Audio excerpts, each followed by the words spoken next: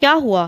یقیناً مسلمان بت کو نہیں پوچھ سکتا، پھر مسلمان کو شرک سے روکنے کا کیا مطلب ہے؟ تو معلوم ہوا کہ مسلمان کا شرک اللہ کے غیر کو مدد کے لیے پکارنا ہے۔ ہم خود نماز میں کہتے ہیں ایاک نعبد و ایاک نستعین، اے اللہ ہم آپ ہی کی عبادت کرتے ہیں اور تجھ سے مدد مانگتے ہیں۔ یہ میں آپ سے فرقہ پرستی کی بات نہیں کر رہی، یہ وہ حقیقت ہے جو ہمیں اللہ تعالیٰ نے قرآن میں بتلائی ہے۔ یہاں دو باتیں اور سمجھ لیں۔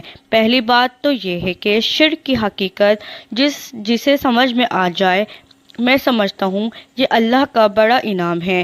انڈیا کے سائنسدان نے ایٹمی ٹیکنالوجی بنا لی، مگر وہ بیچارے معبود بنانے پر آئے تو انہوں نے سانپ اور چوہے کو اپنا خدا بنا لیا۔ اتنے بڑے دماغ کے باوجود انہیں اتنی معمولی سی بات سمجھ میں نہ آئی کہ